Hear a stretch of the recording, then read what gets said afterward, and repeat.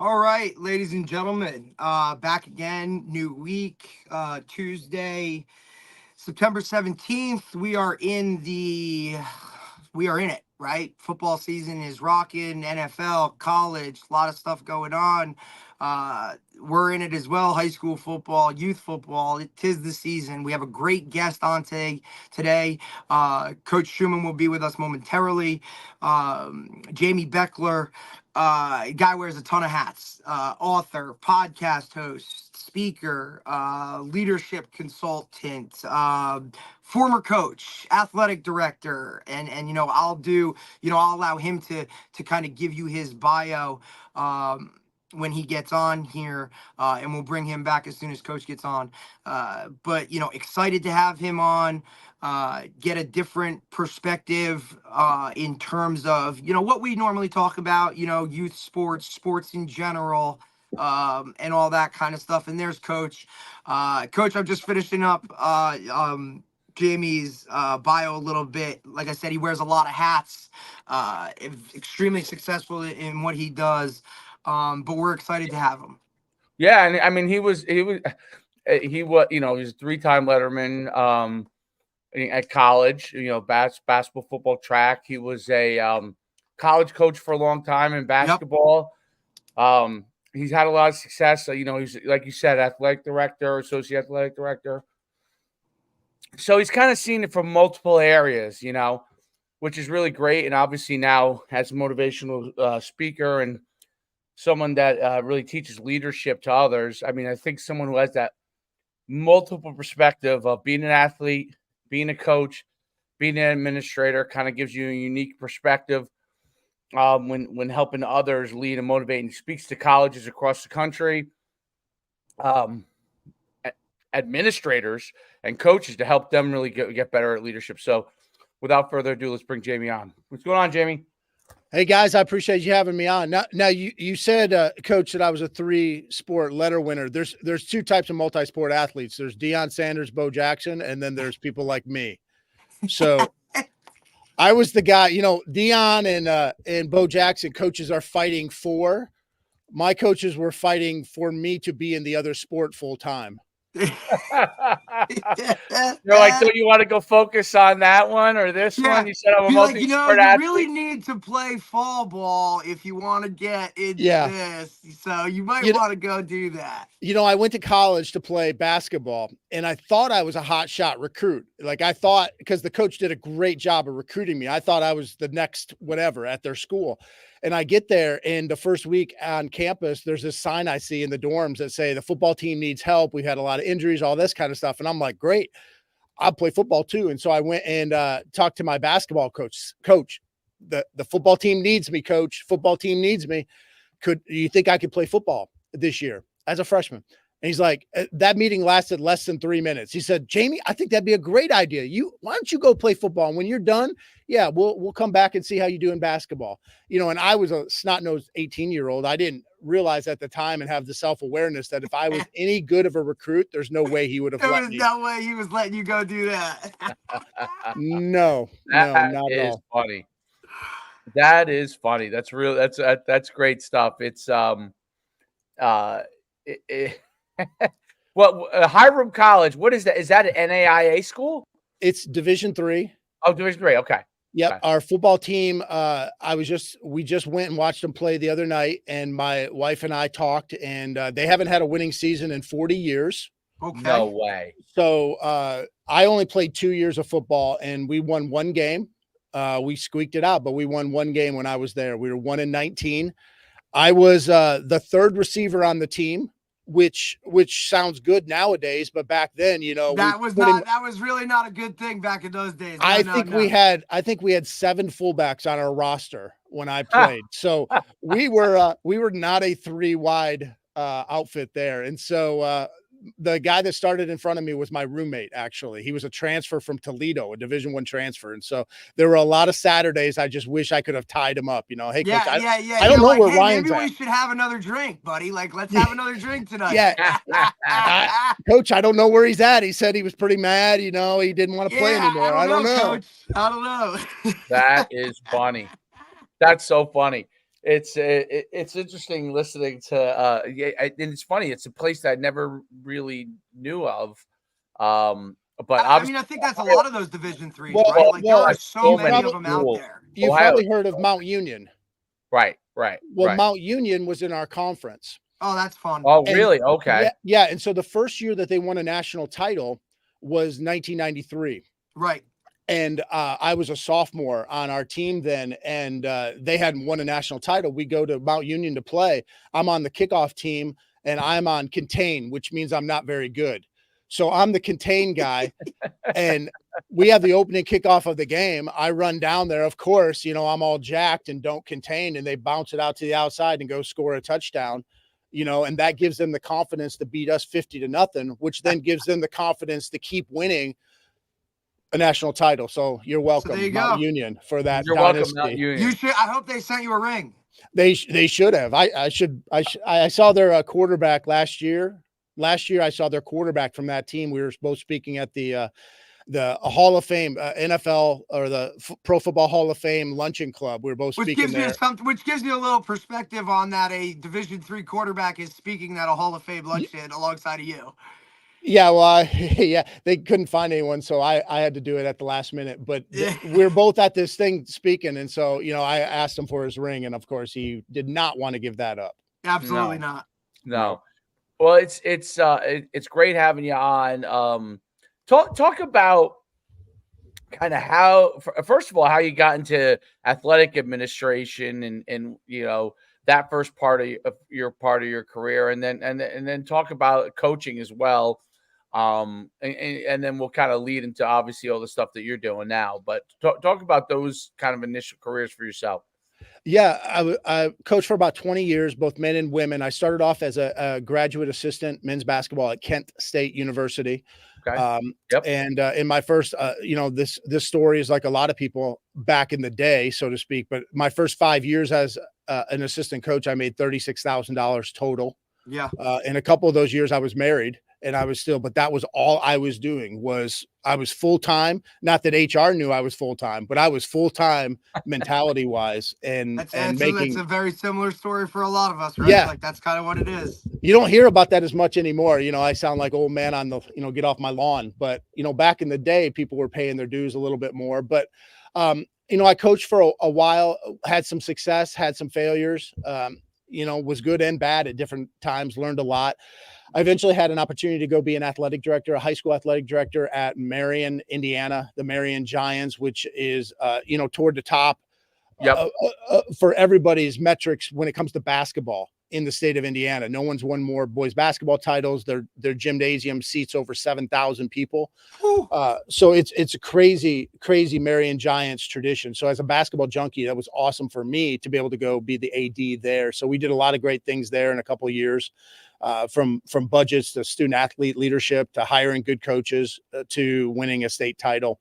So there was another state title. So that was pretty cool there. And then I decided to get out of organized athletics and I started my own business, Bechler Leadership. And so we do leadership consulting. We speak. We just really try to help athletes be better teammates, better leaders, and then help coaches help facilitate that a little bit better, help coaches be more coachable. And then this past year, we actually added a small college searching firm. No one's helping small colleges find coaches. Absolutely not. So we started doing that as well this past year. So that's phenomenal. Yeah, you mentioned in the intro that I wear a lot of hats. We try to do a lot of things to help culture and help build that up, help coaches be better, leaders be better, so that ultimately student athletes can be better. And I think that's a much needed thing.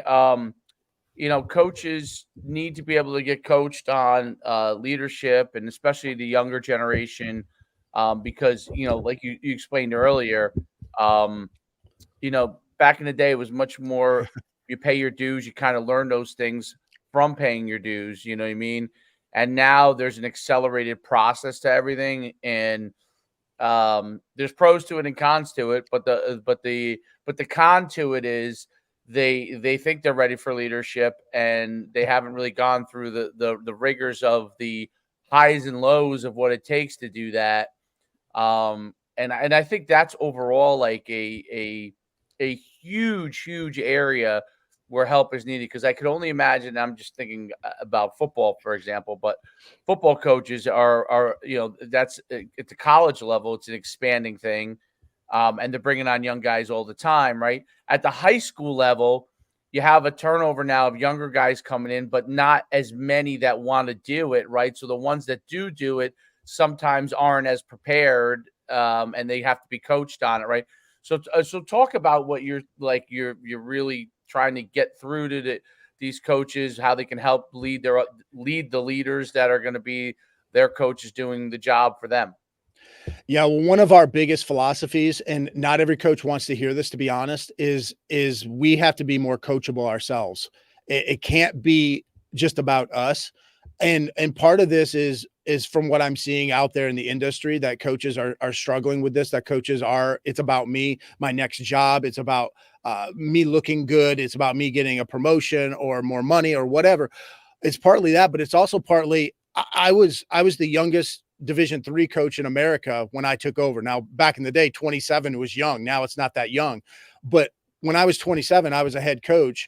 That was the youngest in America. And I made so many mistakes, even though I was quote unquote prepared, or I was ready, or I was this up and comer. I made so many mistakes because it was all about me. Even when we did community service, that makes our program look good or helps other people, it was really still about me. It was, oh, wow, Coach Bechler's program, he runs a great program because they're doing all this great stuff or this leadership stuff that he's doing. But ultimately, it was about me. I didn't really care about my athlete. Like, I cared about them, but I cared about me a whole lot more. And so I still see coaches today making the same mistakes of making it about us as coaches as opposed to the student athletes. Now, that doesn't mean that you let the inmates run the asylum, so to speak. Right. But we have to get more where those athletes feel like they're part of the process, where they feel like it's our team, not just Coach Bechler's team or Coach whoever's team. And I think a lot of coaches struggle with that. I saw it. Oh man, I'm forgetting who it was. Just in the news recently, but it happens all the time. A player will make a mistake or have a turnover at the end of the game, and the coach will blame that player or will blame someone or will just go, off the rails about something, when in reality, there were so many plays that led up to that. There were so many plays that dictated the game throughout. There were so many decisions that we made as a coach, and we need to be more inspiring as opposed to playing the blame game. And I know it's easy to say this in our living rooms, in our office, but as coaches, we play the blame game a lot. Hey, it's not my fault we lost this game. Hey, it's not my fault you had that turnover or you missed that throw. Well, it might not be your fault, but it is 100% your responsibility as a coach to either have prepared them, to put the right people in the right place, to set them up for success, or to make sure it doesn't happen again. And oftentimes we don't do a good job of that as coaches, of taking responsibility for what happens on the field. And I was the same way as a coach. It's not my fault they had a turnover. Well, maybe I put them in the wrong position. Maybe I called the wrong play. Maybe I didn't prepare them well enough for a situation that they were going to get in. And I think as coaches, sometimes we don't critically analyze ourselves and how we could do better because we're trying to save face. And certainly I'm painting with a broad brush and generalizing, but I think if more coaches, not that you're apologizing 24/7, because the better you get as a coach, the less you're going to have to apologize. Right. But we should be a little bit more humble and a little bit more coachable because we want our players to be like that. And if we want our players to be like that, well, they're going to need to see an example at some point, because if we say that their parents are idiots, well, then where are they going to get all that humility and coachability? Absolutely, 100%. And I think a lot of us coaches were very territorial, right? Like we've always been leaders. We're most of these guys were captains or something of that nature, where you're always kind of the focal point of everything. And that's the same with as a coach. When you're leading your organization or your program, you need to set that example. Don't just don't just talk about it, be about it, right? Actions speak louder than words, all those cliche things. And I think a lot when in this younger generation, it's very tough, right? Because like you said, they're Yeah. they're not willing to kind of go through the process. And guys like us coming up, like, you don't just start off calling plays because you're good at Madden, like you got to kind of go through it and learn those things and take those hard lessons in order to earn basically what you ultimately want to get to. And a lot of those guys that, they don't really do that. They're more, say certain things, but not act on it. And I think that the more guys and the sooner people realize that, the better you can ultimately become as a coach. Yeah. But I realized there, especially at the higher levels, there's big money involved. But even at the high school level where you're making, essentially vacation money, you're getting a couple $1,000 stipend or it's gas money, Right. still at that level, there's ego involved, even if it's not 100%. about, it's ego involved and I'm smarter than this 15-year-old. Right. Well, I hope that you are smarter than them, but you should be. yeah, you should be. You should be one of the smartest people in that stadium every day, or especially on Friday nights. But the thing is, your knowledge and how smart you are doesn't inspire a 15 or a 16-year-old who's going through, so many issues in life, or they have egos also. So we've got to find ways as coaches to inspire our athletes to run through that wall that we say athletes don't do anymore. Well, some of them will if they're inspired. And, this is dating myself, but that old movie, Ferris Bueller's Day Off, where you have that teacher. Yeah, it is a great movie. But, you have that teacher who's like anyone, Bueller. He's probably the smartest person, about whatever science or math he was teaching, but nobody's inspired by him. And sometimes as coaches, that's how we get, we're just the Bueller, anyone. Our athletes aren't listening to us because, we know what we're talking about, but we're not inspiring them to go out there.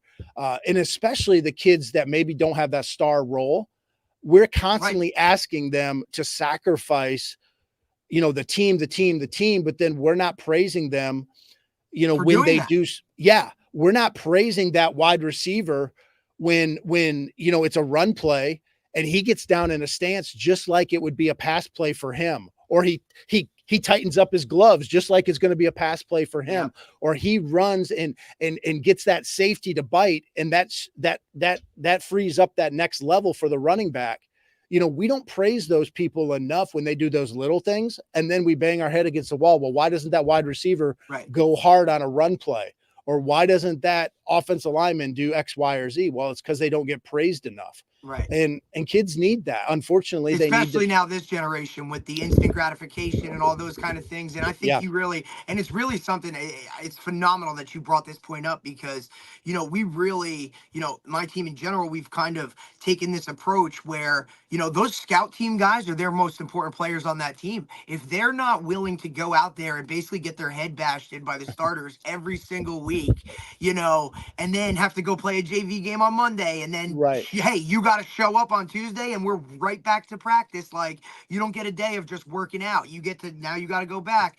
I think those guys, when they feel like, and that's why football is the ultimate team game, right? It's like you're asking 100%. 11 guys to do something, and majority of those guys, you're not getting your name in the headlines when you do it, right? It's those other guys that you rely on to make you and ultimately the team be successful.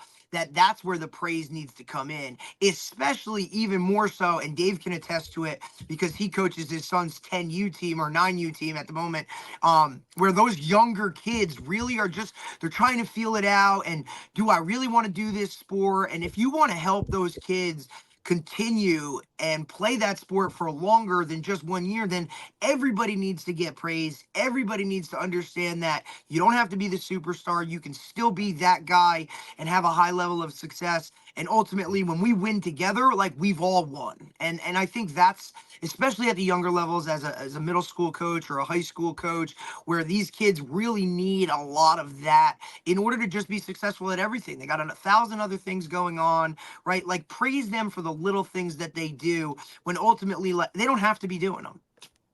Yeah, it's hard because, especially my first couple of years as a head coach, as a basketball coach, I'm not going to pat you on the back for blocking out. I'm not going to pat you on the back for running the floor hard. That's what you're supposed to do. Well, that's true. That's what they're supposed to do. But they also don't want to do that.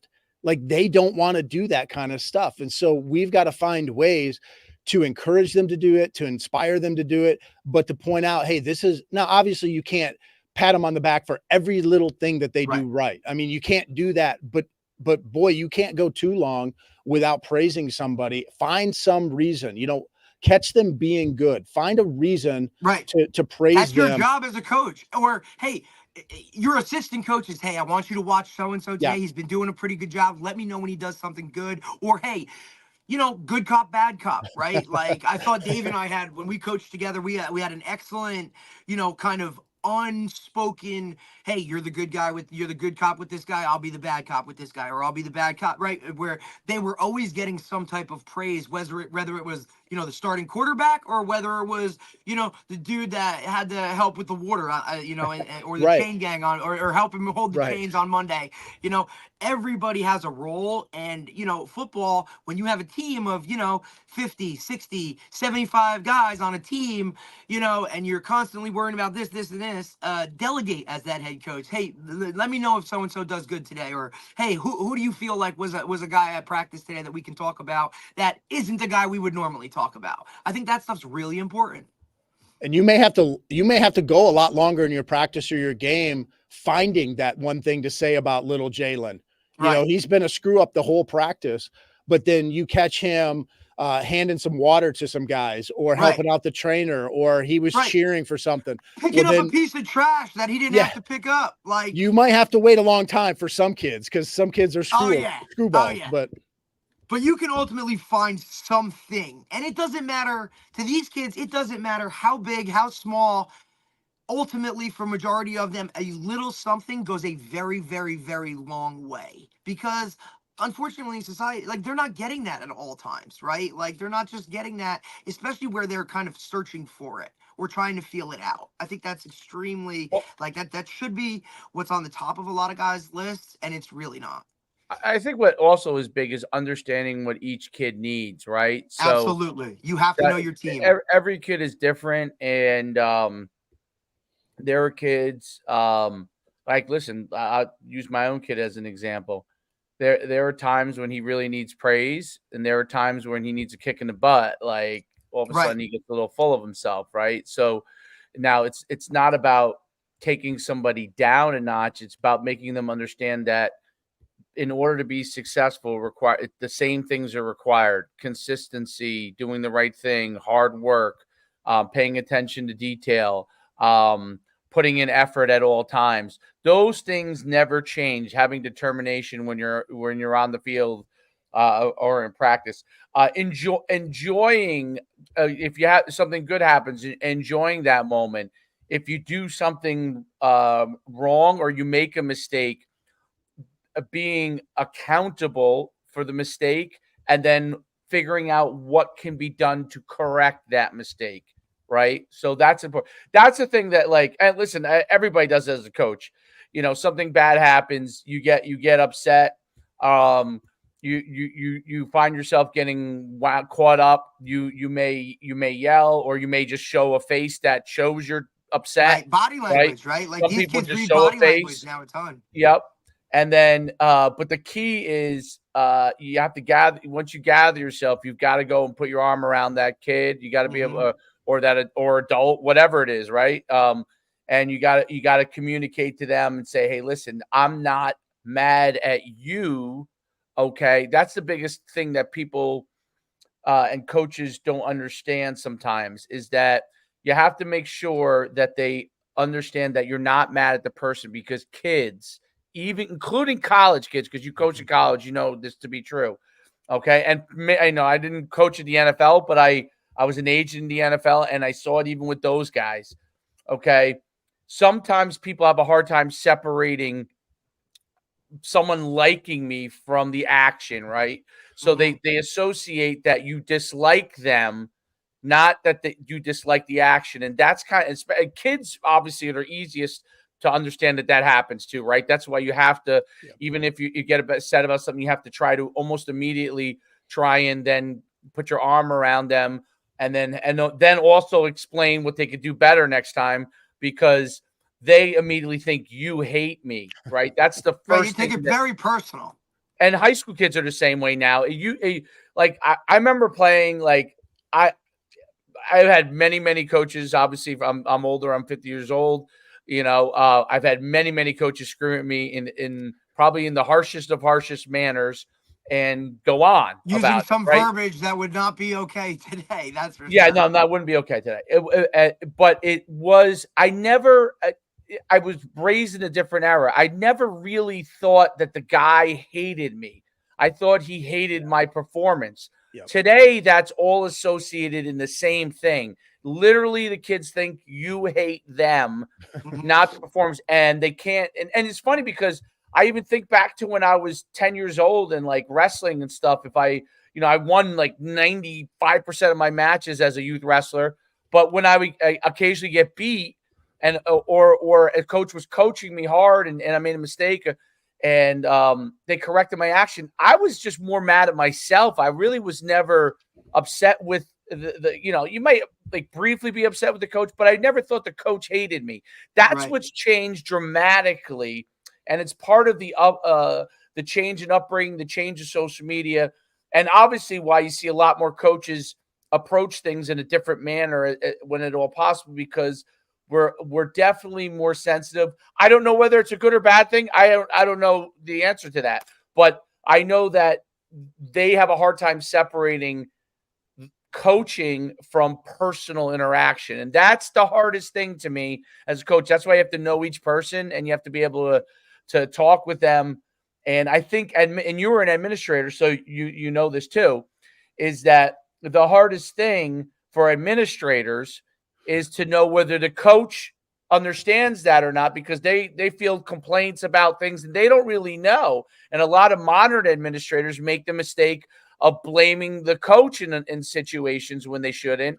When sometimes it's a matter of just having a conversation between the athlete and the coach to get everybody on the same page. Well, there's no question. What I've seen is administrators cover their own butt. Of course. But I mean, coaches do too, to a degree. It seems like everybody's doing that. I think it's the era we're living. Everybody's looking to cover their stuff because everybody knows all it takes is an allegation and you might be done with the way social media is now, right? Like these things get out and are blown out of proportion and are sometimes like the wrong report, that guys go into it with that guarded type of, I need to protect myself and my family first, which is a tough way to do things. Yeah, but there were a number of occasions when I would have a parent come in, we would have a meeting, coach would be in there, I would hear both sides, and I would essentially defend the coach, or let's find a win-win solution. Let's figure this out. And then afterwards, I talk with the coach and I'm like, are you seriously this dumb? Like, yeah, I mean, I wouldn't say it that way, but I mean, I'm like, but you wish you could say it that way, right? Like it's actually easier to say it that way, but we have to be, you're shooting yourself in the foot. Like you didn't make a very good decision.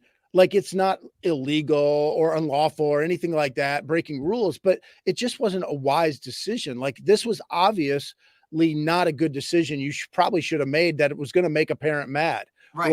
And now you've put me in a situation to have to defend you and ultimately put my tail on the line, right? Like, but you learn, because I know I probably did a lot of things as a coach that would drive an athletic director crazy. Now, granted, I was at the college level, so you dealt a little bit less with parents then.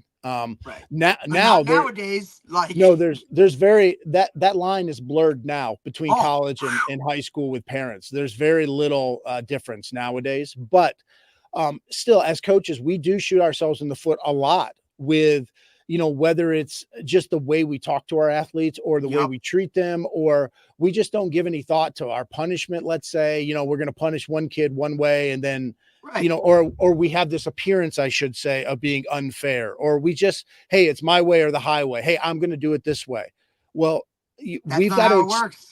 We've got to explain a little bit things anymore, right? No, you've got to explain a little bit more on things, which is unfortunate, but that's the way it is. But, coaches forever have had to adjust and adapt with their game plans, with things that are going on, the situations and on their team. This is just another way that we have to adapt and adjust. Now, we may not like it, but it's just, you mentioned, Coach, about whether it's good or bad, we got to worry about their feelings a little bit more, or that kind of stuff. It's just a way that we have to adapt. It's the way it is. And we have to figure that out. But I actually think it can be a good thing, because not that it's a good thing that the kids are getting softer, so to speak, in air quotes, but I think it's good that it's making coaches care a little bit more about the individual than maybe they would have. Now we can go overboard too, where it's just a kumbaya session. Yeah. Well, one thing I think that is, here's the one thing that I challenge it a little bit on here. Okay. Is that I think coaches, the majority of coaches really do care. Okay. And my thought process is that the overwhelming majority of coaches, I'm not saying that there's some guys that win more games than others, that I'm not talking about wins and losses. I'm not talking about, my thing is, I think the majority of coaches, especially as you move into like middle school and high school, those coaches for the most part really do care. And I think even at youth level, I think, even though obviously a lot of times the parents are coaching, from what I've seen is most of the time the coaches really do care. The issue on the one thing I want to challenge you on is the difference is the old school coaches had a different way of showing it, and that way will not apply today because people will not understand that. The second thing is, and I'm curious though, because you mentioned fairness. My personal belief is that there's absolutely nothing fair about life. Okay. Now you try to give everybody an opportunity to showcase themselves and to give them an opportunity to be evaluated. But like if I'll use it, two wide receivers could be very, very close in ability, but I see this guy as being better than this guy, right? And if me and Derek looked at two guys that were pretty close, okay, and I'm going to use this as an example. Derek is 5 foot, 5'9", 5'10"? Thank you. Or 5'5", all right, say 5'8"? Yeah, well, in cleats, 5'8" in cleats. We're good. 5'8". Okay, I'm 6'1", okay? And me and Derek would probably agree that this is probably the way a lot of it goes. He's gonna lean a little bit more if two guys are equal to a guy that he sees a little bit more in his own image, and I'm gonna lean a little bit more to a guy that I see in my own image. It doesn't mean I'm right and he's wrong. It doesn't mean he's right and I'm wrong. It means that you kind of have, if their performance is fairly close. Now, is that fair, quote unquote? Not necessarily, right? But it's how the subjective world, and I always say to people all the time in sports is, this is the unfortunate thing about a lot of team sports. And I played both team sports, football, and I did individual sports, track, right? Track and field, there is no such thing as you have to be fair. There's a stopwatch, and the guy who finishes first in the fastest time is the winner, right? Everybody starts with the same gun. And there's a very, very few instances other than someone getting disqualified for something that fairness is really an issue. Team sports is very different than that because there's a lot of ways that people see things that are different. Like I might like X quarterback because of these skill sets. Another person might like X quarterback for these sets. Like if you were to take two pros, you got Lamar Jackson and you have Aaron Rodgers, right? Two totally different quarterbacks. It would both excellent in their own right, okay? But if I'm Coach A and I prefer this, then that guy's my quarterback. If I'm Coach B and I prefer this, then this guy's my quarterback, right? And you see that all the time. And that to me is a tough thing for parents to understand. Very, very, very difficult for parents to understand. And that's where I would say the overwhelming majority of issues, even when my son's on another team that I'm not coaching, even for me as a parent, because you think, well, I think he's better than this person, right? But the coach may not see it exactly that way. He may be looking at other skill sets that are not the skill sets that I value. So talk a little bit about that, because I think that's an important thing, because a lot of parents and coaches listen to our stuff. It's an important thing for people to really understand kind of how that works. What's your thoughts on that? Great points. I don't disagree with you on any of those points. I do think coaches care a great deal about their athletes. I think sometimes we don't show our athletes that we care. Because we have to be, because then it goes back to that whole MO of you're the tough guy. I Yeah. have to put on this Nick Saban type of, or Bill Belichick type of Yes. model. And listen, I literally just heard Julian Edelman talk about this with that persona, right? But meanwhile, behind closed doors, you could go to Bill for anything. You could go to Nick, Yeah. and those guys are the most, giant teddy bear that you could possibly think of when it came to those people. But because we feel the need to put on this tough guy persona, it leads to a lot of different things. Yeah. And I'm not saying the tough guy persona is good or bad. I'm not Right. saying any of that, but, take even in basketball, the legendary coach, Bob Knight. Oh, come on. You're going to have a hard time finding any of his players you're going to only find a handful of players that didn't like him. Almost Right. all of his players are going to say he cared about them a great deal. But to the public, or the perception was he didn't treat players very well. Now he didn't coach the way I would have coached, Right. but his players loved him. They knew that he cared about them. Right. I think it's important for our athletes to know that we care about them. And sometimes we don't show that very well. But in terms of coach, what you're talking about fairness, yeah, I made the statement earlier on about that's not fair, and then I kind of backtracked. The appearance of failure, the Right. appearance of fairness. I think that's more important because it's hard to be fair because life's not fair in almost every way. But the appearance of failure to a teenager sometimes, Oh, yeah. they struggle with that. And it doesn't mean, once again, that you're going to stroke their ego for 2 hours a day. And you've got to walk around on eggshells, worried about what they feel all the time. But you do have to have a little bit more communication than maybe we would have had 15, 20 years ago with our athletes to help them maybe understand a little bit more about what goes into the decision-making process for different things.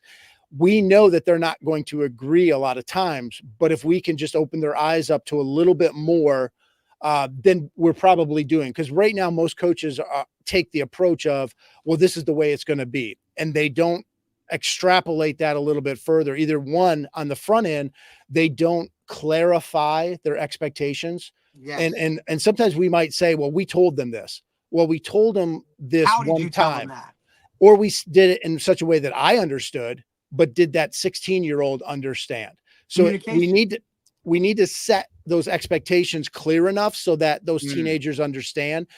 Secondly, we need to then let our actions be aligned with what we just said. Yes. And oftentimes we're not doing that either. Our actions betray our words. We're a little inconsistent or even hypocritical with what we say. Mhm. But then third thing is we've got to have those lines of communication open a little bit. So, and you mentioned it, football, there's a lot of decisions we make as coaches that are not measurable.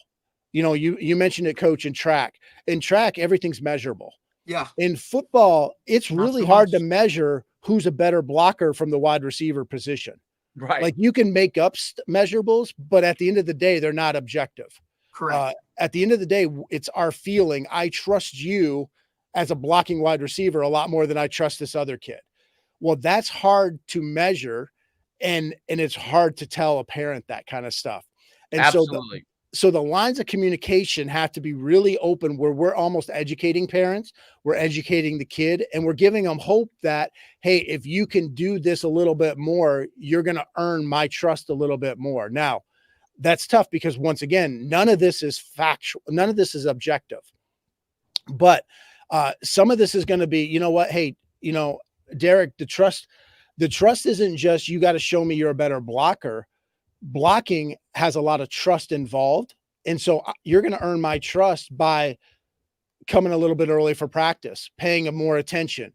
In these other drills, you're putting forth your effort. You're not the first one to leave, or you're not, X, Y, or Z. You're going to earn our trust in a lot of different ways, because how you do anything is how you do everything. How Correct. you do everything is how you do anything. So it's not just on these 2 blocking drills that we did today in practice that earns my trust, because blocking is a trust thing all In general. Because all the other players are trusting you that you're going to do your job, because then it affects them, good or bad. And so everything you do is earning trust. Now, that's a lot easier for me to say right now than it is to actually do it and to get a teenager to buy into that or to take ownership into that. But the more you can educate them and help them and then catch them being good when they do something that earns your trust. So I don't know if that totally answers your question, Coach. No, it does. So, well, like Dave, okay. and I always equate it to this, right, Jamie? Like, it's the same thing. Hey, do good in school, right? If I can't trust that you can sit in a classroom, pay attention for 45 minutes, 90 minutes, whatever that time schedule is, how am I supposed to trust you or put you in a position to earn that trust? Like, I'm not even going to put you on the field if I can't trust that you can sit in a classroom and do what you're supposed to do, because now I put you on the field. How am I supposed to trust you on 3rd and 10 when we need to know what we're doing, right? Or things of that related to that stuff. In general, right? Generally speaking. Generally speaking. And if you put it into those terms where it's not just football stuff, now, okay, well, hey, do you hold the door open? Like little things like that, like those little, hey, do you, we told you to always have a pair of, sneakers in your locker in case we need to go inside. Do you have them with you? Like those little things all lead up to your opportunity to earn that trust, right? Like it starts way before we even step on the field or strap up our chin straps. Hey, I've told you how many times that the knee pads have to cover your knees. Like, why are we consistently out here having referees tell us we can't do this or do that? Like those little things. Oh, but coach, I got away with it. That's not the point, right? That's not the point. Set yourself up to earn that trust. I think so. I think one of the things that I think you bring a really good point about is the parameters that need to be kind of outlined to them. And there's two things that I think are really interesting, because this is a really interesting topic. And that's why it is great to have you on, because this is something that I think a lot of these topics need to be explored more in depth. I think we do a poor job overall in sports in exploring these things, because they really do matter, right? It really is a discussion of like, what works here, what works there, but parameters, you're right. So when Derek's talking about, doing well in class, right?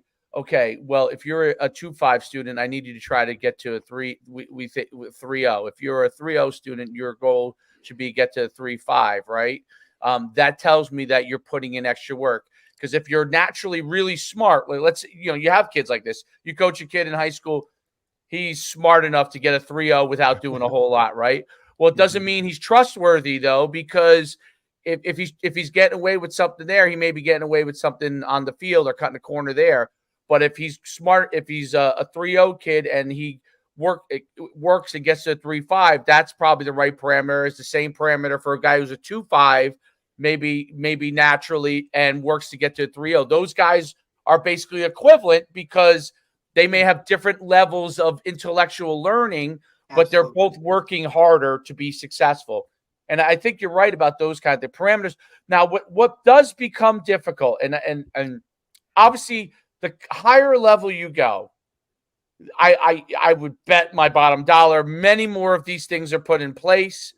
If you go to Division I level in football, they have 10 people putting these things in place. The head coach sets it up, and everybody else executes it, right? When you go towards the lower levels in high school and youth, which is really what sets the stage for what you're going to have when you get those guys at the higher levels. I think that's the hard thing. And until I started coaching youth, like I was in high school and I'd work with pro guys and elite players, I kind of understood that process. As I worked my way down, that process becomes much more difficult. And the parents, so you have a large pool of athletes at the bottom. And as you're moving up, those are obviously the better athletes, the ones that get it. They may get it without you ever having to tell them to get it, or they may have parents that are super involved with making sure they get it.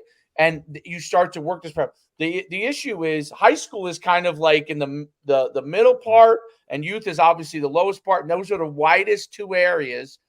And those areas, I think, have been very, very difficult for a lot of coaches. And that's where a lot of good coaches and caring coaches have jumped out. The top area, everyone wants that top area, of course, because you're getting paid. You're getting paid, right? So You're getting What the people best. don't realize is that's the least number of spots available, right? Like there's only so many programs in the country. And even if you are, you have to be on that upper echelon of coaches in order to make that money. And is it sustainable? So I think that the big thing is, how do we begin to teach the high school and youth coaches who are going to ultimately send better kids for success at the higher level, which will help make their jobs easier, because those guys are already probably pretty darn good just because they got hired to begin with. They may have some things here or there, but they're pretty darn good, right? It's the middle and the bottom level that have the hardest time. What can we do to help those guys set these parameters? They're not getting, high school, they're not getting paid a whole lot. Youth coaches, middle school coaches probably aren't getting paid anything. How do those guys figure out how to do that with the window of time that they have? Yeah, that's a very difficult question. And, two philosophical things, and then I'll get into a couple nuts and bolts. Number one is, I know it's cliche, but why are you coaching? Remember, and it might be when I coached, I wanted to coach because my high school coach poured into me. Well, when he died early at 47 years old of cancer. I cut out his obituary, put it on my wall right over. So when I sat at my desk, I saw his obituary every day. That reminded me every day of the why of why I coach. So remembering the why you coach, because most of us don't get into coaching to be rich, especially at the youth level. But why are you coaching? Number two is reminding yourself every day, I need to be a coachable coach. I need to be a coachable coach. How can I improve, grow, and develop every day? Because when I'm doing that, then that's going to lend itself more likely that our student athletes or our little kids, our 10-year-olds are going to grow, develop, and improve. Plus, that's going to be an attitude I take into practice a little bit. So two philosophical things is trying to remind ourselves what our why is and to be a coachable coach. But then from there, looking at it as, how can I inspire my athletes every day? How can I make this fun for them? Now, I know at the higher levels, sometimes fun is not a word we want to use, but how can I make this fun for them where the learning is good? And part of that is making sure the practice is planned well. Now planning and organization is not fun, but what's Necessary. What's not fun is a 10-year-old having to stand there while you explain again how we rotate in this drill. A 10-year-old standing there waiting 5 minutes for their turn to go in a drill because you've got a million kids in this drill and only one ball or whatever that is.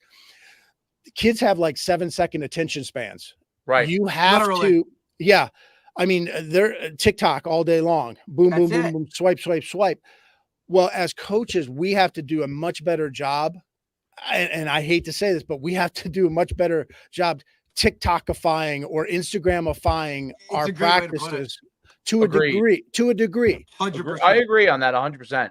And in order to do that, we have to be prepared and more organized with what we're going to do. If it's just me at practice, or if I have 4 other volunteers or whatever it is, we have to be more prepared so that the students, so that these kids, teenagers or 10-year-olds, they don't wander off with their mindset. Because we'll say all the time, well, these kids, their focus is terrible. They're not committed. They're not this, they're not that. Right. Well, we're not helping them with that. How are they supposed to stay focused for a boring 2-hour practice? They're not going to. And then we get mad at these kids for not being like us. So we have to do a better job of preparing and planning and organizing our practice so that, it's going to meet them where they're at a little bit more. And then once they get excited about something, then maybe we can stretch things out. Then maybe we can add a little bit to it.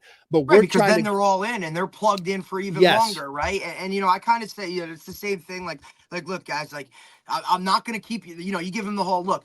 We got to be plugged in for 20 minutes and then we're going to go whatever, right? But as a coach, like you said, it's all in the preparation and it's also in knowing your team. Certain teams last longer in terms of that stuff. Or if you make it more interesting or creative, or you kind of meet them halfway in terms of where it is, like, I'll give you a great example, right? So my high school team, the old day of, these kids love technology. Anything technology is like what they're dialed into, right?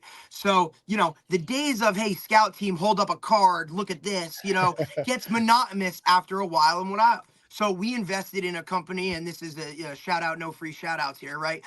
Go Route is it's a device, basically a phone or a mini tablet that goes right around their waist, where now we upload the cards, we draw them on Huddle or whatever, we upload them onto the cards. Now these guys all wear these Go Routes around their waist for practice. And as a scout team player, I don't have to come back to the huddle. I'm not looking at a card every play. I can literally line up, look down at the play, and know exactly what I'm doing.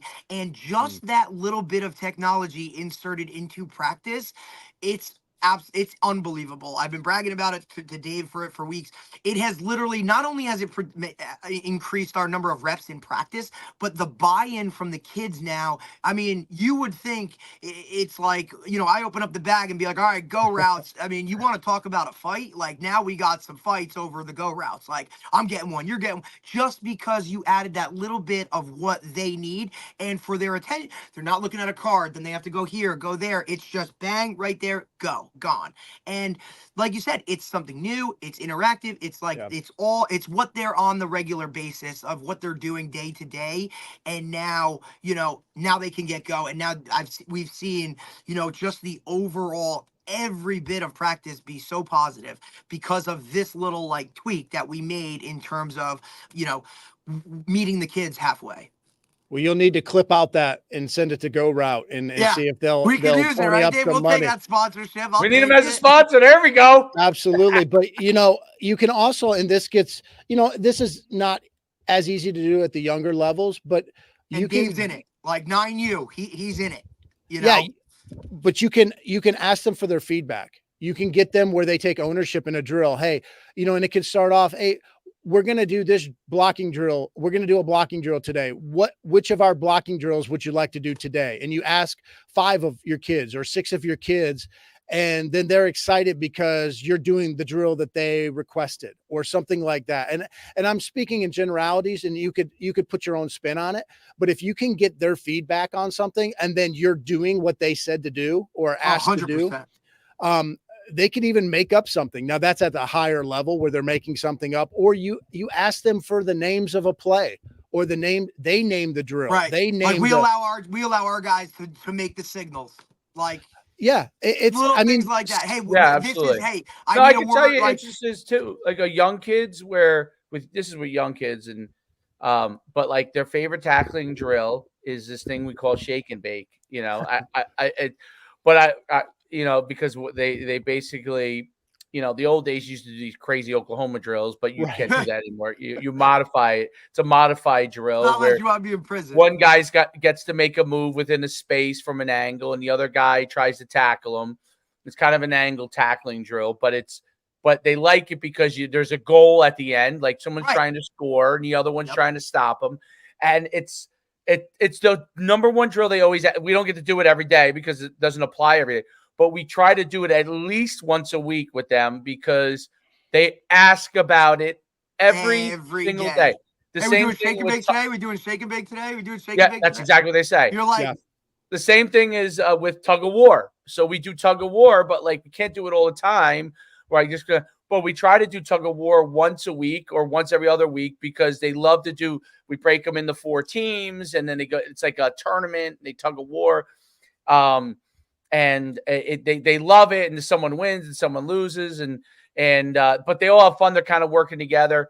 So like I can think of off the top of my head, those are 2 things that I know every day. If I did them, if I could do them every day, if they would do those drills every day, right? But at least it gives them something to look forward. At least once a week, they get to do it.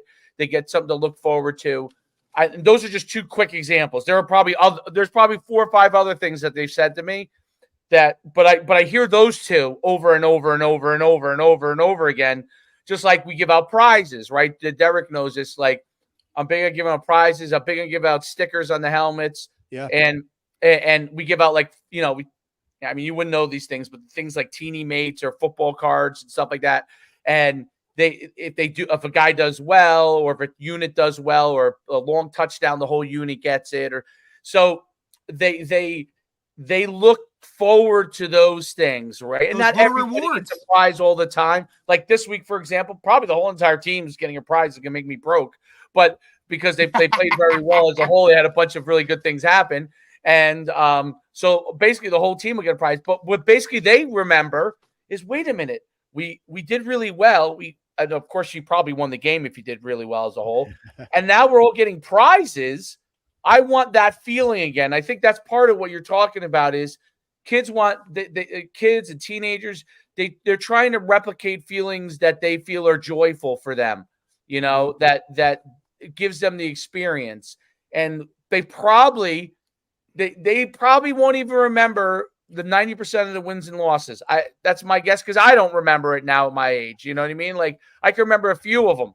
All right. But what they will remember, the fact that they got cards if they did something well. They will remember that when they did tug of war, right? They'll remember that shake and bake drill. Yeah. They will remember that. But it's funny because the parents only remember whether they won or lost, whether Johnny got the ball. Well, think about it, Dave. Like, how many compliments do we get, right? And even that, like when the kid comes home from our camp with something every day on top of getting that T-shirt or whatever, like, yeah, the parents are like, well, what'd you do, bud? And then they can explain what they did in order to get that. And now it just takes it to a whole nother level, and I wanted to touch on another thing, Dave, the whole, like, I remember, like, one of the greatest things I think that, I've taken from Dave's process of being a head coach and doing all of these other things is that, and we were talking about the individuality of each kid on the team, is not so much setting hard, fast rules, but more parameters or guidelines within the program that gives a coach that wiggle room that, hey, it's not, okay, you were late to school, so you got to sit the first quarter, because that hamstrings you in terms of every situation is a situation by situation basis. So a lot of coaches, I feel like, they come out and they're like, these are our rules and this is how we're going to get things done. Well, everything's a case by case basis in my eyes, because with the way the world is now and individualized, like I said, you can't cookie cutter certain things anymore. You have to kind of take it as that. So more guidelines, not rules. Well, I was curious to hear your take on like how you feel about that. Yeah.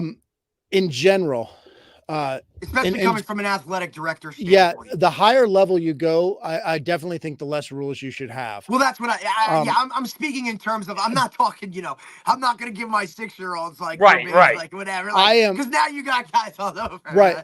No, but I was one of these guys that when, in my first head coaching job, I mean, my rule book looked like the NFL, or like a Bible. It looked like the Bible or the NCAA rule book. It was crazy big, and I painted myself in a corner so many times. Yeah. By the end of my coaching career, I mean, you could pretty much put on a Post-it note what our rules were. And little things, and I know this doesn't affect you guys quite as much, but at the college level, like I didn't end up having rules that were school rules like laws. Like, no, that's different. College is a totally different beast. No, but a lot of times we might, and this could be interpreted different ways, or you could take your own approach to this, but like, I shouldn't have to put on the rules, don't drink and drive. Now that's definitely something you shouldn't be doing, but that's a legal thing. Or I didn't want to be toward the end of my career, I didn't want to be the enforcer of school rules. Right. Necessarily. So, but here's the thing with the rules. The rules, I think we should always be focused on teaching and helping them get better and setting them up for success whenever possible, not enabling them necessarily. But here's what I mean. We know, let's say it's 15 minutes before practice and a kid is struggling to get to practice sometimes. Well, this is more at the college level. You'd have someone go back to their dorm and drag them or find them. But let's put it into high school football terms. A lot of times you have a Saturday morning film session, or just we're going to get together and do some stretching, kind of wind down from the Friday night game, let's say. Well, maybe you have a bunch of kids that are poor or don't have cars or don't have really weight. Right. You have And some that's a struggle. freshmen. Yeah. Some of that ahead of time. Yes, you do. At least you definitely should. If you are setting yourself up. We do things as coaches that set our kids up for failure sometimes.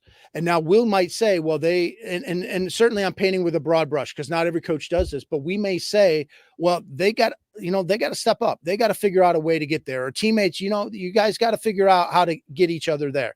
That's great and all on the surface, but it may just be, I have to go to Jalen and be like, hey, Jalen, I know you're neighbors with Jawan. Yeah. Can you pick up? Jawan and Chris are your neighbors and they're bad.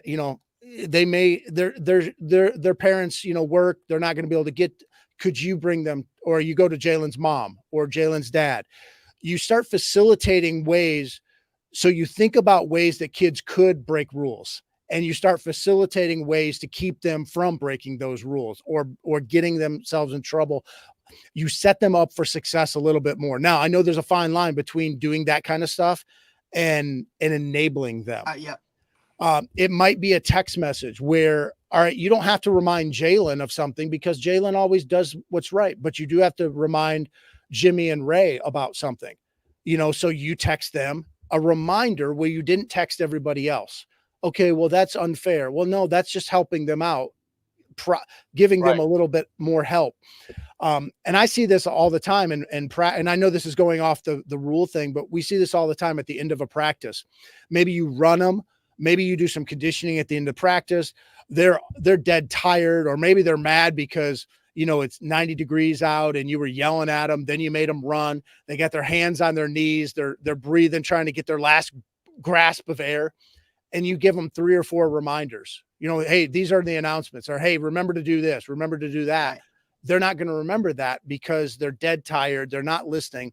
And then you hold them accountable. Well, we like accountability, but did you do anything from that practice to the next day when a paper was due or something was due to remind them of something?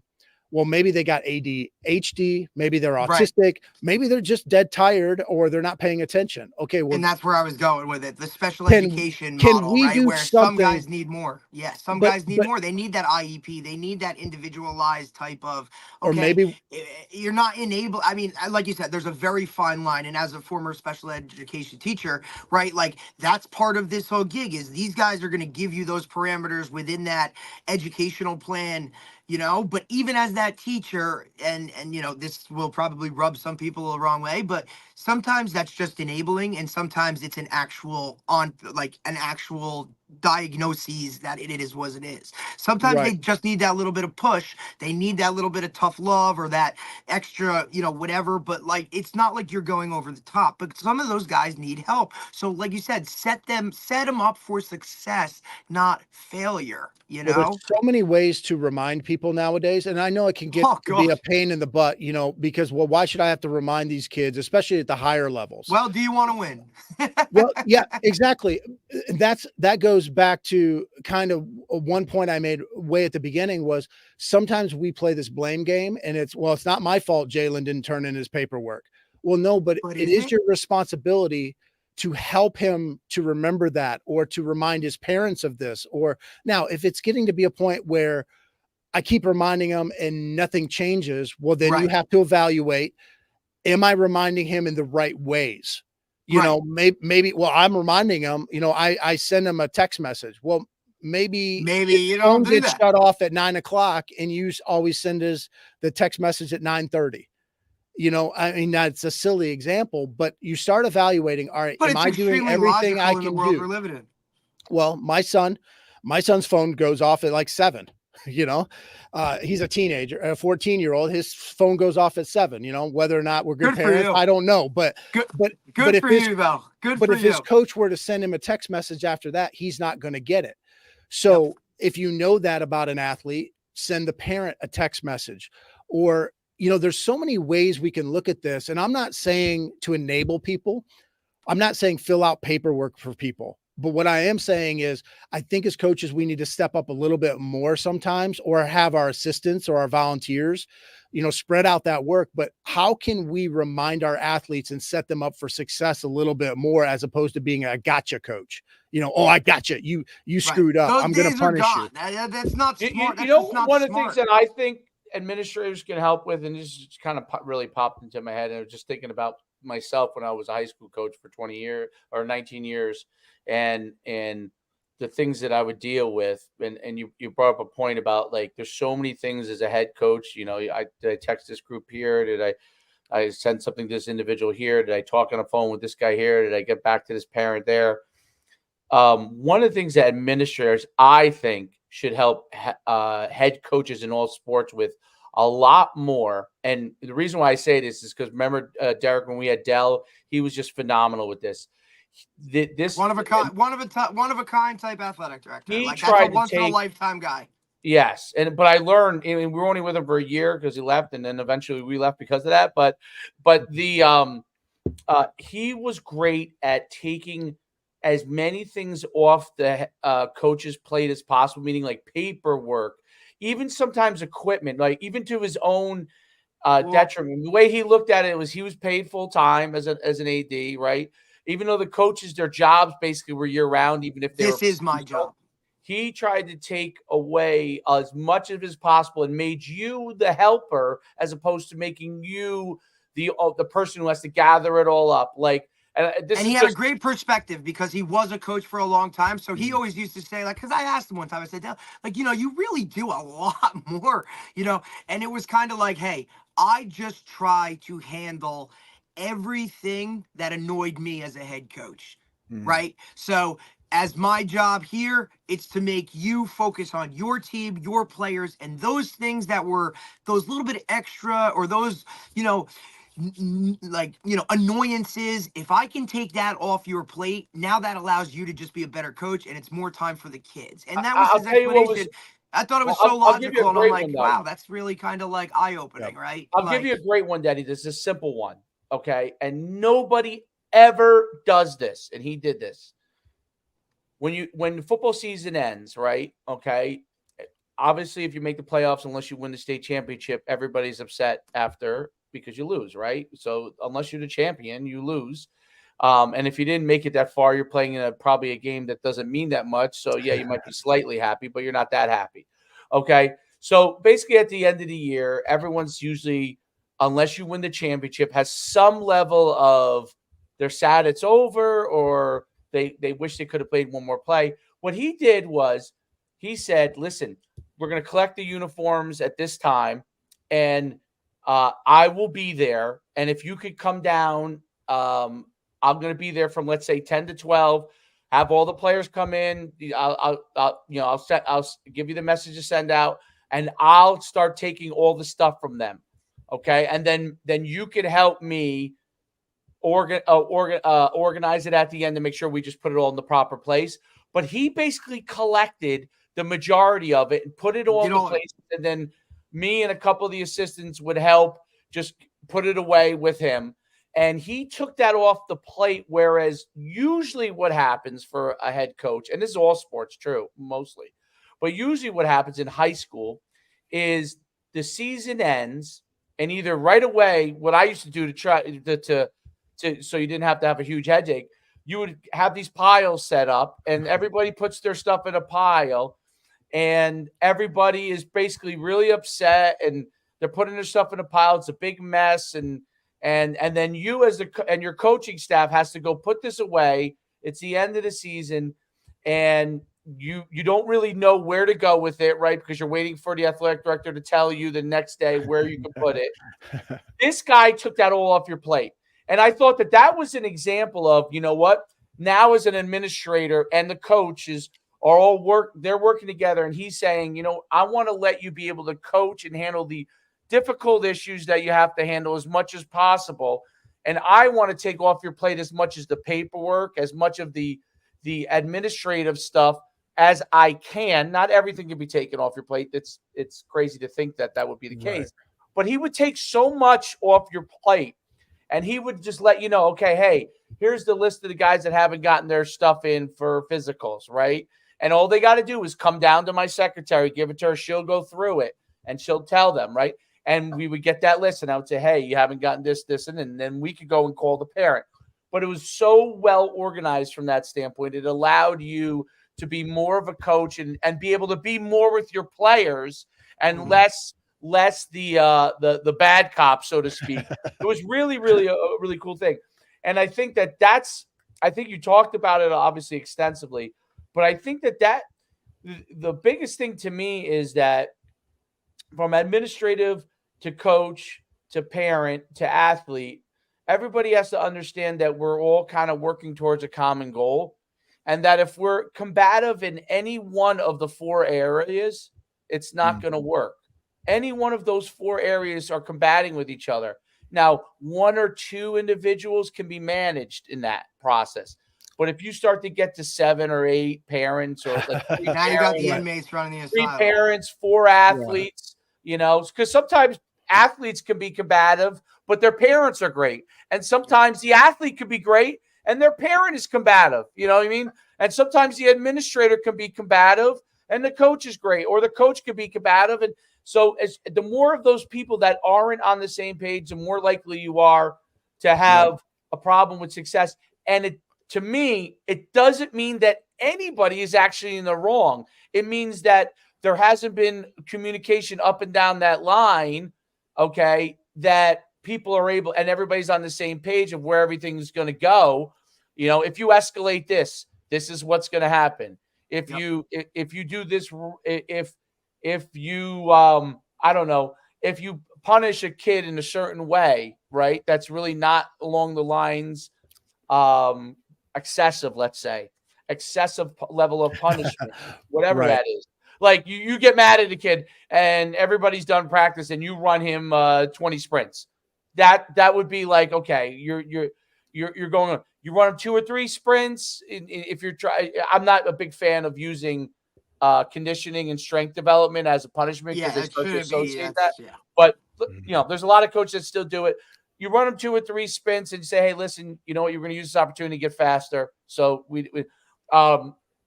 that can work. But if you go excessive, then it goes the other direction. And I think the point you made about at the end, like, and me and Derek had brought on this guy, Tony Holly, sprint. Was a football coach. Yeah, Tony Holly, great guy. With him. But his whole thing is like, if you're utilizing strength conditioning or speed development in your practice, utilize it for speed development. So at the end, even with youth kids, I mean, if I'm going to run 5 sprints, we're going to give them a little bit of a break and make sure it's full speed, right? Because we say, hey, this is to get you better. These 5 hills, we're only running 5 of them. This is just to get you better, so you're stronger, right? And so they know that there's association with the betterment of what they're doing. It's the same thing with, like, we started out the year, like when I first started coaching, every time someone did something wrong, you would do up downs. You want to be very selective when you use.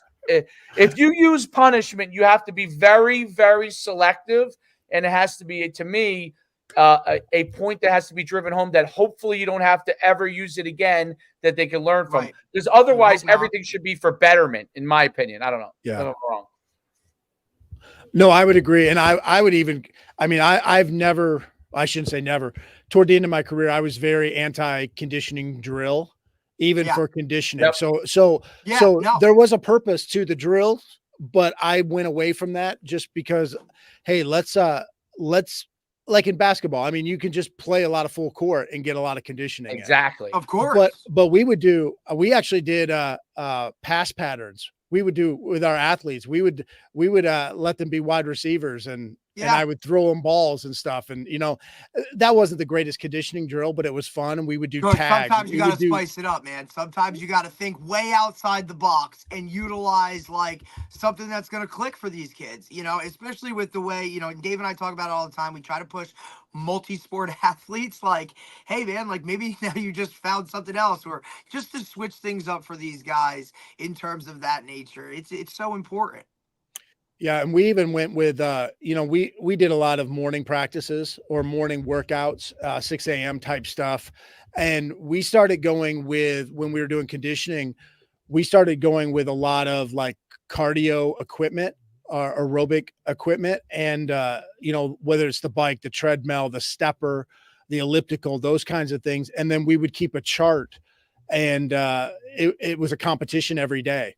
Well, that's And the other part. When you put That's things a on a big part of board, it. right? And now yep, you're ranking guys or first, second, third. And then we'd always took it a step further and been like, hey, you do this, you get a t-shirt. You do this, you get gloves. You yeah, do this, you get a towel. Like that reward system, say what you want about it, but when kids know they're gonna oh get yeah. something and they see a finish line or something of that nature, when you put their names up there, man, it changes the way they do things.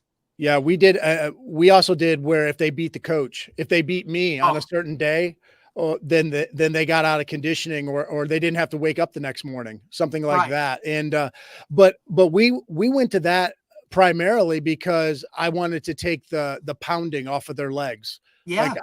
I knew they weren't ready in the morning. I didn't, excuse me, I didn't want to fight that too much, and I Right. still thought that we could get some decent conditioning out of them.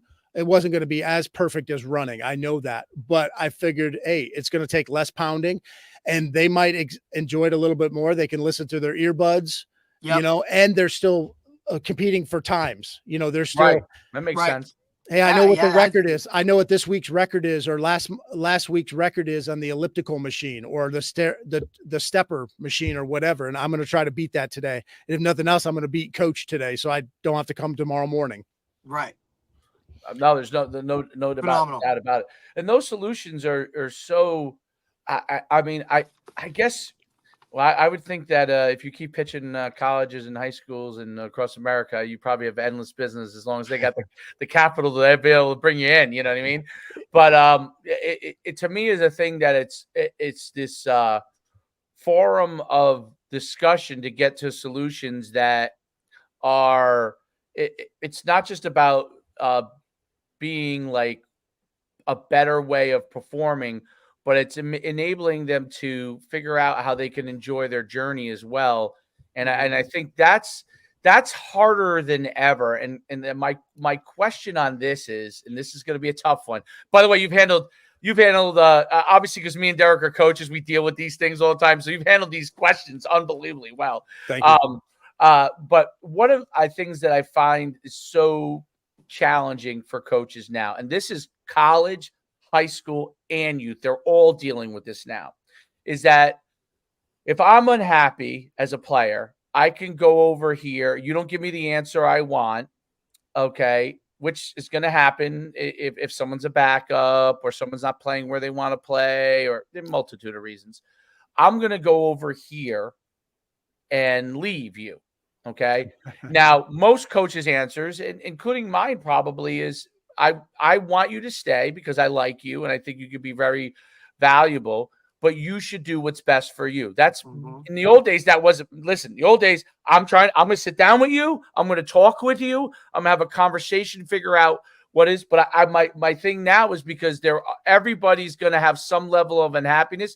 We try to figure it out if we can. Okay. If someone's unhappy, we try to figure it out. But ultimately, you have to do what's in your best interest. Now, that's changed tremendously in sports. And I think it's the pros. This is not really a relevant thing because they have salary caps and you can be as unhappy as you want. You're under contract, Right. You're going to stay there. But in college, high school, and youth, in college has led with this, with transferring and being able to leave at any time. And there's pros and cons to it. The pro is no player is stuck. I was a player. If I was if I was stuck, I would be, I would be unhappy, right? The flip side of it is you may not be able to salvage a potentially salvageable situation. And I'll use myself as a simple example. It's pretty easy to do.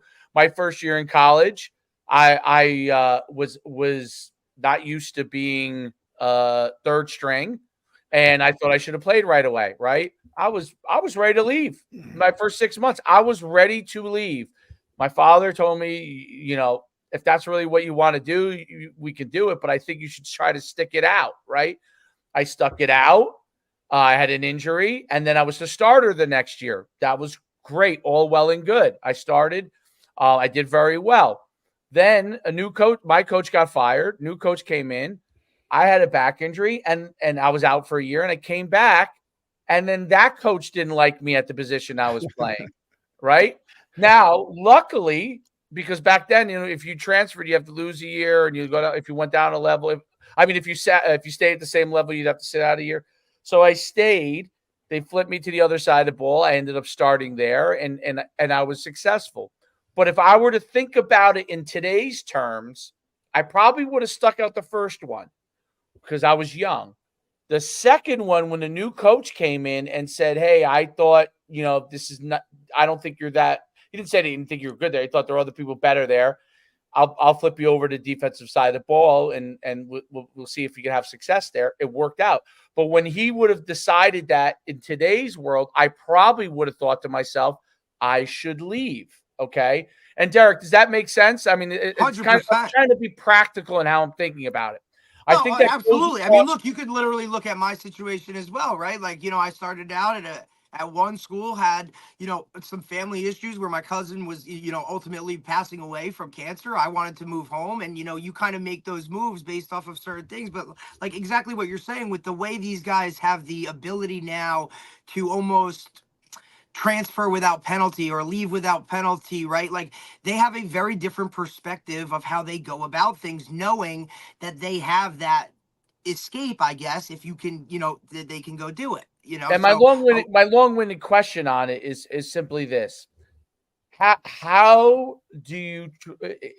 Is my approach a reasonable approach with trying to handle people that are I might leave or I'm not happy. Try to solve the problem. If not, you tell them if we can't solve it, I want you to be successful. I don't want to be holding you back. Right. Because I see a lot of the coaches kind of at the college level, they definitely have that approach. Right. At the high school level, now you're starting to see that approach as well, because in New Jersey and in Florida and Texas, you could transfer. I don't know if in Texas you can, but in Florida you can, and most of the South, you could leave a school and go to another school with basically very little penalty, which is okay with me. It's just, what would you advise coaches to handle those situations? Because you don't want to have like an influx of your whole team coming in there, right? But you also want to manage the process the right way, so everybody thinks, okay, I made this decision that was in my best interest. Yeah, I feel like if I had the answer to this, I would be making millions and millions and millions of dollars. Great answer, Coach. We just wanted to see what you got. How do I, at the college level, how do I go against the NCAA and their stupid decision-making process of just opening it up and making it the Wild Wild West? It's insanity.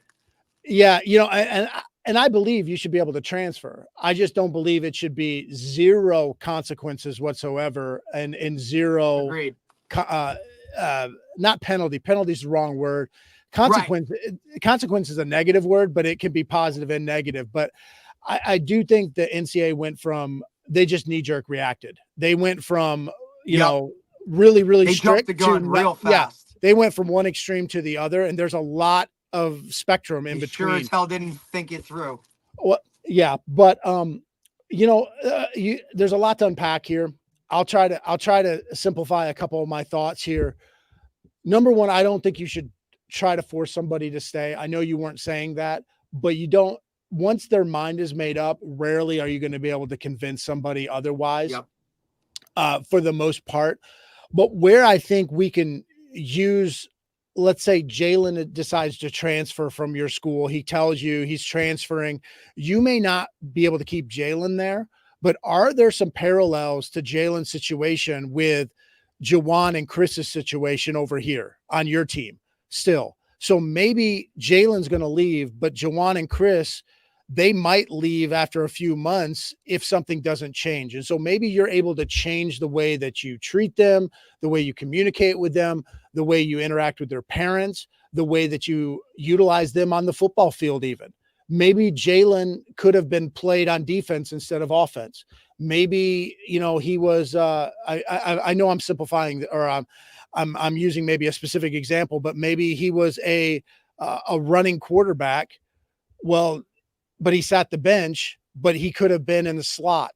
or he could have been, one of your guys in the wing T or something. I know I'm going off a little bit, but could you have utilized him a little bit? Understanding. So you're not going to keep Jalen in your program, but maybe the lessons from Jalen leaving get you thinking, it gets your mind percolating, and it helps with the way that you handle Jawan and Chris and what you're going to have to deal with them 4 months from now or a year from now. Maybe you can use those lessons. There's some parallels there. The other thing is, with your athlete leaving, let's say, all it might do too, you don't want to force them to stay or try to convince them to stay, but it may not be something where it's a foregone conclusion that they are going to leave. So not that you give into their demands less necessarily, not that they hold you hostage, but it might be just some simple things of, you know what, I was never able to, I kept getting suspended for these 8 a.m. Saturday practices. Let's use a specific example that may or may not ever happen, but I couldn't ever make it. You guys knew I couldn't have made it. Well, maybe you can make a 9 a.m. practice instead. Maybe there's something that you can compromise on. Once again, not letting the inmates run the asylum, but you never know with these kids and their parents. It might just be one straw that broke the camel's back. And maybe you don't totally give in, but maybe you look and say, you know what, I can adjust something. If I adjusted this, well, it's no big deal to make it a 9 o'clock practice instead, let's say. Or, you know what, maybe I can have someone come pick you up, or maybe you have a ride issue. We never know. Sometimes just one thing that we say to a kid turns them off and they remember that. Or maybe it's just one event that happened. And I'm not saying, once again, I really want to make this clear. I'm not saying we give into their demands, but sometimes things are so trivial. There's little trivial things that can get in someone's brain and they just can't get past that. And maybe if you could nip that in the bud ahead of time, or retroactively or whatever, be like, you know what, I think we could change this. I think we could do something a little bit differently on this. And I don't know what that could be for your program or anyone else's program, but there might be something. So if you could get to the root of why they are leaving, it just might be that they're playing time and you can't change their playing time. But it could be, you know what, have you ever thought about playing on defense? Or have you ever thought X, Y, or Z? Would that be something you would consider? And if you have a good relationship with them, if you've been depositing into their emotional bank account, you may be able to make a withdrawal that doesn't make them stay for the rest of their career, but it might make them give you 1 more week, or it might make them give you 2 more weeks. Or the season goes better for them. And then, it's possible. They might move on anyway, but at least they walk away saying, you know what, all right, he's not able to solve my issue, but the guy tried to make it the best experience that he could. And I think you're right about that. That's a very, very great perspective on it, because I do think those are among the most very, very, it's the most difficult thing of all, right? Because I do believe there's a trickle down, like, people can say whatever they want, but when it happens, once college see, when they did that in college, they did it really to try and help the players, right? Like the mindset of why they did it was not negative. Okay. It was actually positive as to why they didn't want players to be stuck. They didn't, but what basically happened was it had a huge effect, obviously, in the college ranks, but it has, I think, an even larger effect as you move down, because what people look and watch on TV is what they think the world should be when it comes to them in their smaller experiences. If Johnny, who's the greatest player in the state of Wisconsin, is unhappy at the University of Wisconsin, okay, and I don't like what's going on in my little town or my high school, then I should find another thing. And sometimes they're right. Okay. Sometimes I say sometimes, and this happens in college a lot of times, but sometimes there is no solution. I think this guy's ahead of you, and I can't solve that for you. I can't really solve that. I want you to do the best you can. I'm going to try and figure out a solution. If we can't solve it the way that we all think is the best way for you, and the best way for the team, okay, then you have my blessing to do whatever you need to do. You know what I mean? Because ultimately we want you to be. Our goal is for you to be successful, and if that's with us, fantastic. If that's with somebody else, fantastic. That's the way I look at it. You know what I mean? It's like, because ultimately I want you to be successful, and it's not always that me or our team or this college can get you there, but we want you to get there. It just may not be with us. I think that's always a fair thing, and I think that the way coaches should always handle it is, if somebody is truly unhappy and no matter what you do and you can't get them to where, even listen, even when they're great and they say, yeah, let's try to figure it out. You try to figure it out. It just doesn't get there. And they say, ultimately, I want to move on. And, the best thing I think you could say to them is, hey, listen, I want you to be successful. So when you go to this next place, whatever this place is, do the best you can and try to be successful there. But a lot of times what happens is people are unsuccessful because they think they're doing all the things that are necessary, but they don't. And that's the thing that I'm not going to ask you to answer that question, because I don't know the answer to that question. And any answer you give, there's probably a counter to it. But when you talked about the parameters, I think that's phenomenal. I think that that's a huge thing to help them understand that. And ultimately, you're the man in the mirror. Like, even when they're young kids, the parents can help them with this. Look in the mirror. Did I do everything I'm supposed to do? Okay. I did. Great. Then we need to figure, did I do everything I'm supposed to do? Well, I did all these things, but I didn't do these two things. Okay. Can we fix those two things? Yes. Great. Can we not fix those two things? No. Okay. Then we're limited to an extent as to what we're going to be able to do. And I think that ultimately there's a big thing in the home that is probably an underlying issue to all of this, which makes it harder on coaches, which makes it harder on athletes. And in the home, there's a lot of things now that pull parents in different directions that go way beyond just, are you a good parent? You know what I mean? Their job. Right. Most of the time, both parents, if you have two parents, they're both working. If you have one parent, that parent's probably working all the time, so they can't spend as much time with you, right? Yeah. And that's the hardest thing. And we don't trust coaches as much as we used to. Okay. And there's maybe really good reasons for that. I'm not saying there isn't, but we don't trust our coaches as much as they used to be able to help parents along in that process. Whereas I think, maybe back to when Derek, but definitely back when I was growing up, like even my youth coaches, they knew me. They knew my family. The high school coaches, they knew me. They knew my family, right? That is much less and less. And it's kind of two sides. Coaches are scared to get too close. That's true, because they've been burnt. And parents are scared to let their kids get too close because they've been burnt in different areas, right? And that's ultimately why you get hired and paid the big bucks to talk to people to help solve all of those issues, Jamie. That's exactly it. That's why you get the big bucks, so you can solve all those issues. But I want to let you give a final point before we let you go. I think you are phenomenal. Well, I appreciate that. I want to give two thoughts on the connecting with your athletes and parents issue that I've seen very effective. One is in the off season. I think if you have a kid that, let's say, plays basketball, plays baseball, wrestles, show up to their games, their matches, and not just to the ones that you like, not just the kids you like. This is a great time to melt the ice a little bit with the parents and the kids that maybe you don't have a great relationship with. Now, don't sit with them. If they're a basketball player and you don't have a great relationship, don't sit with them for the whole game. That's awkward.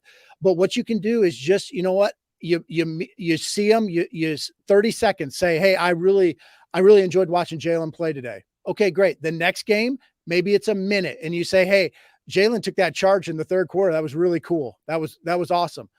Okay, that's all. You keep it very simple, but you do these little connection points with these parents and or the kids during the off season, and that'll start building up.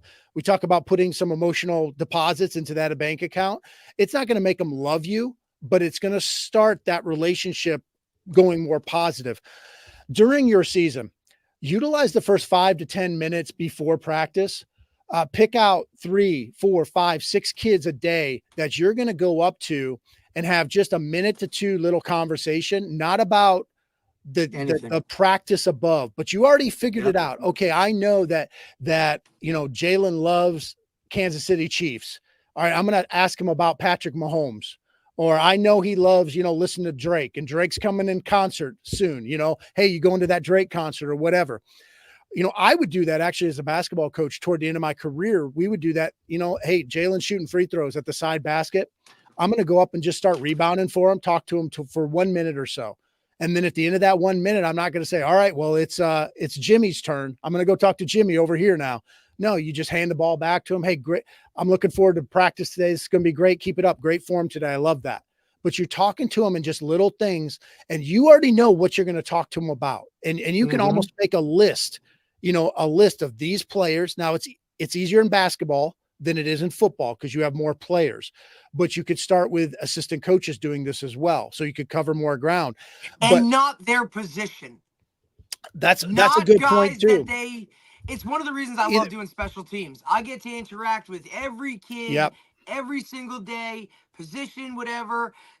And that's like pre-practice, during stretch, go, hey, how was school? Or just some random type of thing. But you may have to be intentional. Know their name. I don't care if you have to have a cheat sheet. Go out there with a number. I don't know how people don't know kids' names. Put their tape. 100%. It's literally, I try to, and this is tough, but if you can interact with every kid, whether it's just a, hey, what's up, a fist pound every day, try and get a kid and say, hey, or every kid every day if you can. If not, break it down to certain days. Make sure they know who you are, what you're all about. Don't just be that guy that's only there, from this time to this time and only coaches your position. Those things matter to these guys. Sorry, I didn't mean to cut you off. No, that's a great point. But be intentional. Yes. If you go up to little Chris and you say, hey, I know that you whatever, pick your esport, that or video game that he plays. I know that you love Overwatch. I just saw the other day that Pat Mahomes, I don't know if this is true at all, but Patrick Mahomes loves playing Overwatch before games or, after games to unwind or whatever. He's going to remember that conversation, even though 100%. It took 1 minute. And that starts that ball rolling of connecting with these players. And it doesn't mean that they won't transfer. It doesn't mean that we'll run through the wall for you every time, but it starts that process. And it might give you 1 extra week with them where they don't think you're a mean monster or something. Absolutely. Right. That would be positive that they don't think you're a mean monster. That's a good thing. Can't be that. I'm sure I've been accused of being a mean monster at times. So I think we all have. Yeah. Yep. No doubt about it. Well, listen, Jamie, if you're doing it right, then at some point that's going to happen. Right? Jamie, the website is jamybechler.com, right? Yep. Yes. Okay. Jamie, guys, go to jamybechler.com. Check him out. Reach out to him. It's been great having you on. It's I think your insight is unbelievably valuable, and the things that you have, because you've been at multiple levels and multiple roles.